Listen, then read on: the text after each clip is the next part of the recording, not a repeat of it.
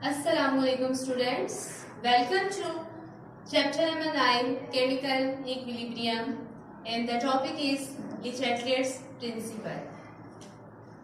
Le Chatelier's Principle समझने से पहले स्टूडेंट्स हम अगेन देखते हैं कि हम पढ़ चुके हैं रिवर्सिबल रिएक्शन ऐसे रिएक्शंस हैं जो कभी भी कंप्लीशन की तरफ नहीं जाते.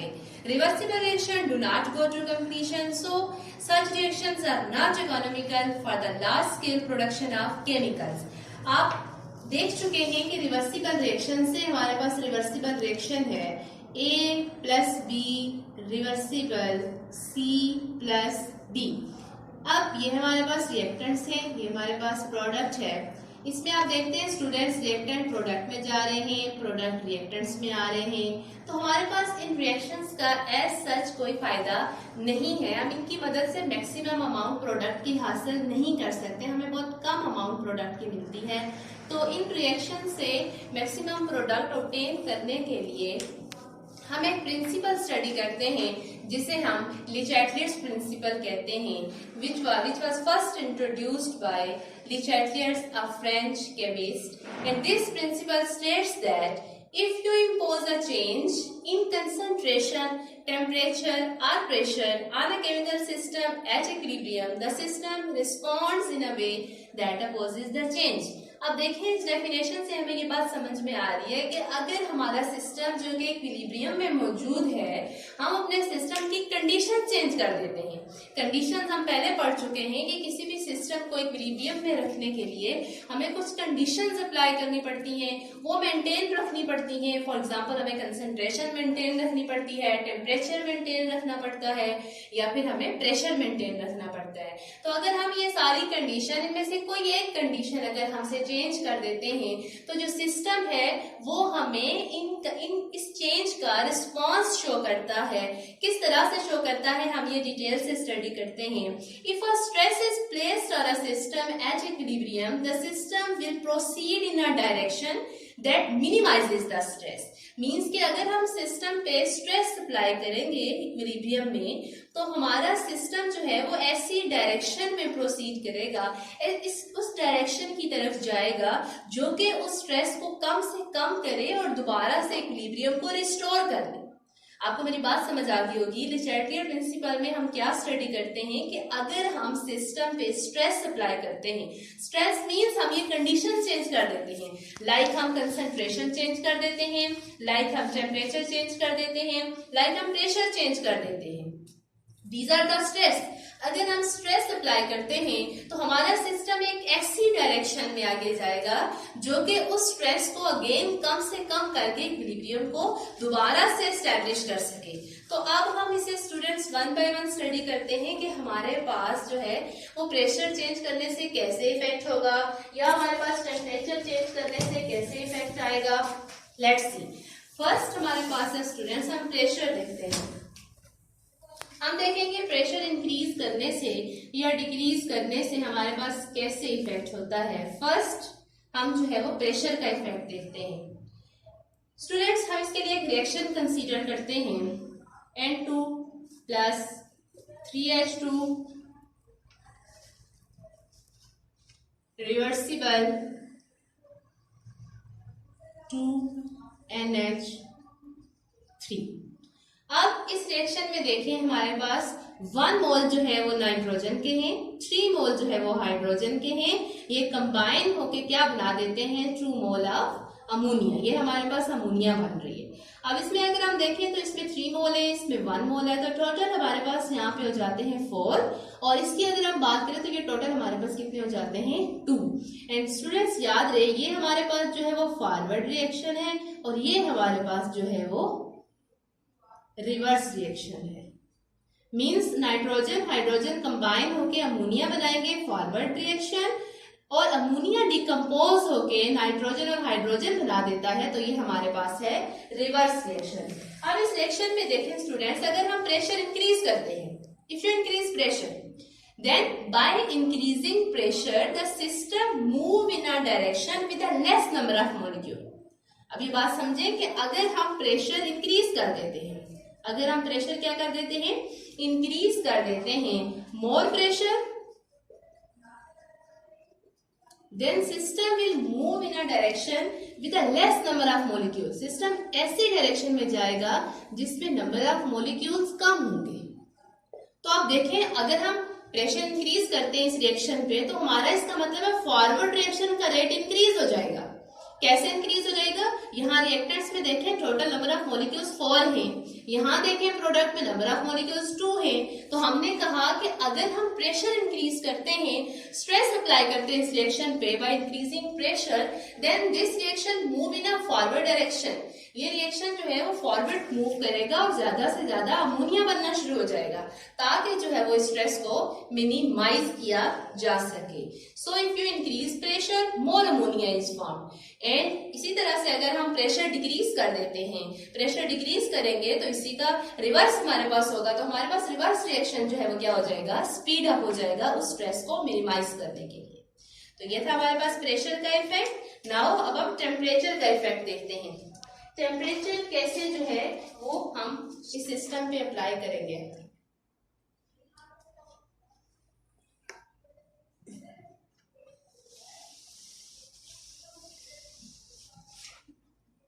टेम्परेचर,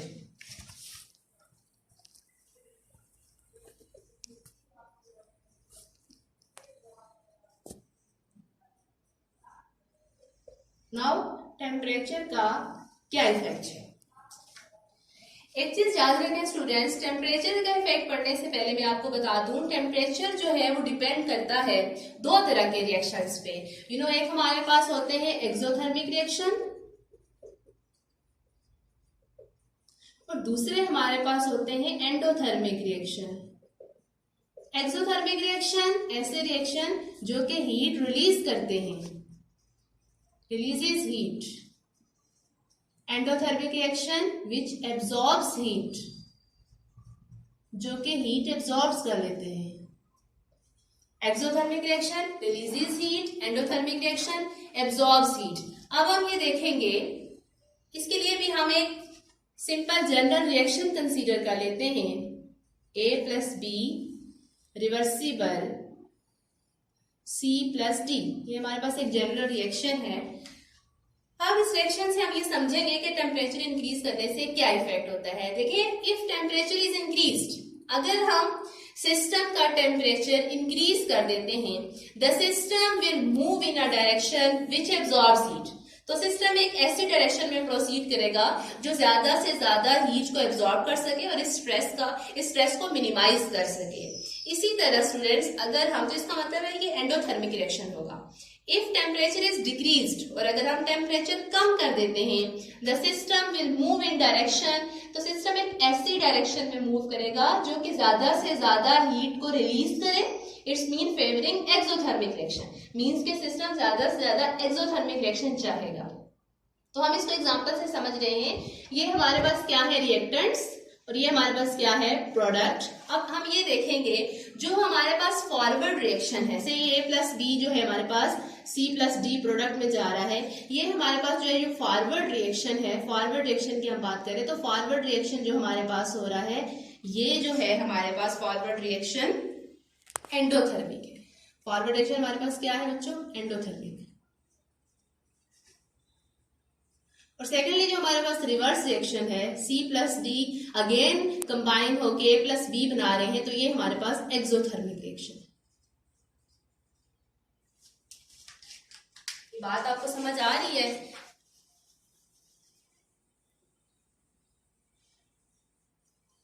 इसमें देखें हमारे पास, मैंने कहा रिएक्टेंट्स एंड प्रोडक्ट। जब रिएक्टेंट्स प्रोडक्ट पे जा रहे हैं, मींस कि फॉरवर्ड रिएक्शन हो रहा है, तो ये रिएक्शन हमारे पास एंडोथर्मिक है, मींस ये रिएक्शन बहुत ज्यादा हीट एब्जॉर्ब करके हो रहा है। इसी तरह जो प्रोडक्ट है वो अगेन कंबाइन होकर रिएक्टेंट्स बना रहे हैं, तो ये ज्यादा से ज्यादा हीट रिलीज कर रही है रिएक्शन। इट्स मीन ये एक्सोथर्मिक रिएक्शन है। अब हम ये देखेंगे, इफ यू इंक्रीज टेम्परेचर, अगर हम टेम्परेचर इंक्रीज कर देते हैं, से हम टेम्परेचर इंक्रीज कर देते हैं by increasing temperature. Temperature increase करने से डेफिनेटली हीट ज्यादा हो जाएगी। अब सिस्टम में जब हीट ज्यादा हो जाएगी तो सिस्टम ऐसी डायरेक्शन में मूव करेगा जो ज्यादा से ज्यादा हीट को एब्जॉर्ब कर सके। It's mean forward reaction speed up हो जाएगा। फॉरवर्ड रिएक्शन हमारे पास क्या हो जाएगा स्टूडेंट? स्पीड अप, बिकॉज इसलिए स्पीड अप हो जाएगा क्योंकि फॉरवर्ड रिएक्शन जो है वो एंडोथर्मिक है। जब ये एंडोथर्मिक रिएक्शन है तो हम टेम्परेचर इंक्रीज कर रहे हैं, तो जितनी भी हीट हम इंक्रीज करेंगे ये रिएक्शन स्पीड अप होके उस हीट को एब्जॉर्ब कर लेगा। मतलब एंडोथर्मिक रिएक्शन क्या होगा जी? ज्यादा फॉरवर्ड रिएक्शन जो है वो उसकी स्पीड क्या हो जाएगी? ज्यादा हो जाएगी। इसी तरह अगर हम टेम्परेचर डिक्रीज कर देते हैं बाय डिक्रीजिंग टेम्परेचर, अगर हम टेम्परेचर कम कर देते हैं डेफिनेटली हीट कम हो जाएगी। अब जब सिस्टम में हीट कम होगी तो सिस्टम ऐसी डायरेक्शन में जाना पसंद करेगा जो ज्यादा से ज्यादा हीट रिलीज करे। तो देखें स्टूडेंट्स, वो हमारे पास है रिवर्स रिएक्शन। अब रिवर्स रिएक्शन में देखें जो प्रोडक्ट है वो रिएक्टर बना रहा है और ये एक्सोथर्मिक रिएक्शन है, तो आप टेम्परेचर कम कर रहे हैं तो रिवर्स रिएक्शन की स्पीड ज्यादा हो जाएगी ताकि सिस्टम में ज्यादा से ज्यादा हीट को रिलीज किया जा सके और इस स्ट्रेस को मिनिमाइज किया जा सके। तो इससे आप समझ चुके होंगे कि टेम्परेचर के इंक्रीज करने से या डिक्रीज करने से किस तरह से जो है वो रिएक्शन जो है वो अपना इक्विलिब्रियम या स्ट्रेस को खत्म करके दोबारा से इक्विलिब्रियम रिस्टोर कर लेता है। अब नेक्स्ट हमारे पास है थर्ड, हम कंसंट्रेशन का भी आपको बता देती हूँ कि कंसंट्रेशन के चेंज करने से किस तरह से जो है वो सिस्टम पे इफेक्ट होता है। देन कंसंट्रेशन की अगर हम बात करते हैं, कंसंट्रेशन कैसे हम चेंज करेंगे तो इसका क्या इफेक्ट होगा हमारे पास। देन कंसंट्रेशन है, कंसंट्रेशन का मतलब क्या है? कंसंट्रेशन मींस हम रिएक्टेंट्स या प्रोडक्ट के अमाउंट चेंज कर देते हैं। इसमें भी आपको एग्जांपल से समझाती हूँ। N2 plus 3H2 reversible 2NH3, ये हमारे पास एक रिएक्शन है। इसमें ये हमारे पास रिएक्टेंट्स हैं और ये हमारे पास क्या है? प्रोडक्ट है, यानी कि नाइट्रोजन हाइड्रोजन कंबाइन होके अमोनिया बना रहे हैं।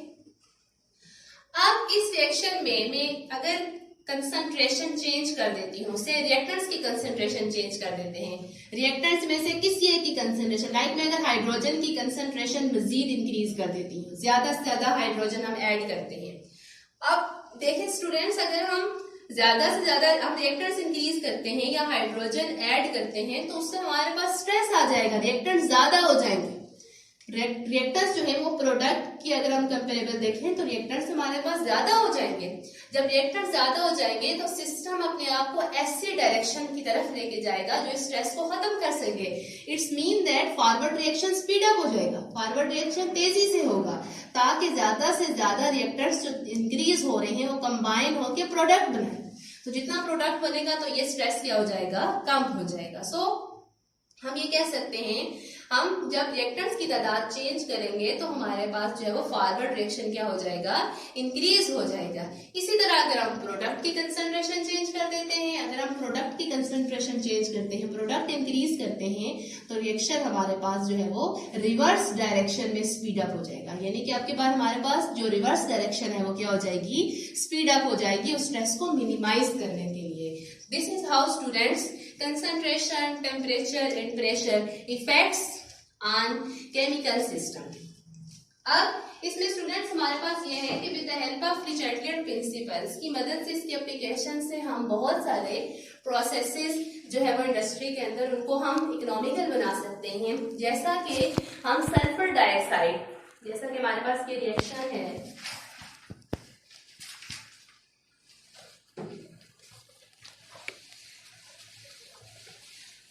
हमारे पास जो है वो रिएक्शन है 2SO2 प्लस O2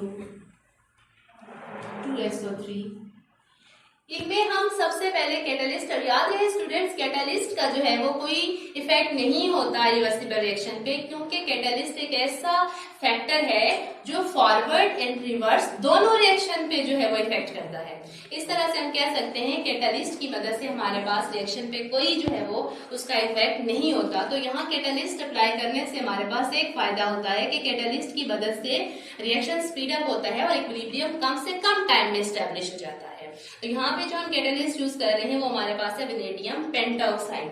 इसी तरह सेकेंड रिएक्शन है हमारे पास N2 प्लस 3H2 कंबाइन होके अमोनिया बना रहा है। इसमें हमारे पास आयरन हम ऐसा कैटलिस्ट ले लेते हैं।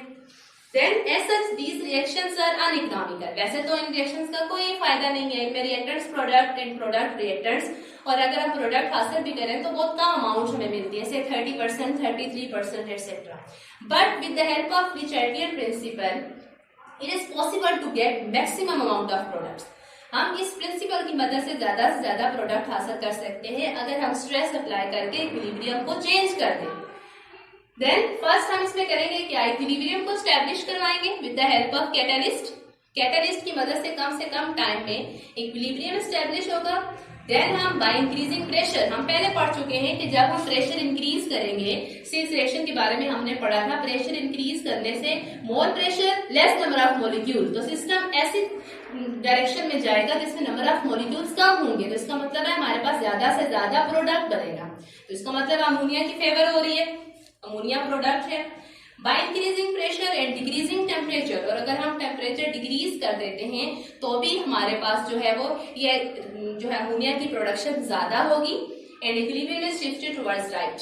Then with the help of these conditions, with the help of by changing these conditions we get maximum amount of ammonia and sulfur trioxide to obtain for the process of products। इनके हमें products ज्यादा से ज्यादा बनाने के लिए हमें जो है इन प्रोडक्ट्स को ज्यादा से ज्यादा बनाने के लिए हम जो है यहाँ पे कंडीशन जो है वो चेंज करेंगे with the help of the Chatelier principal.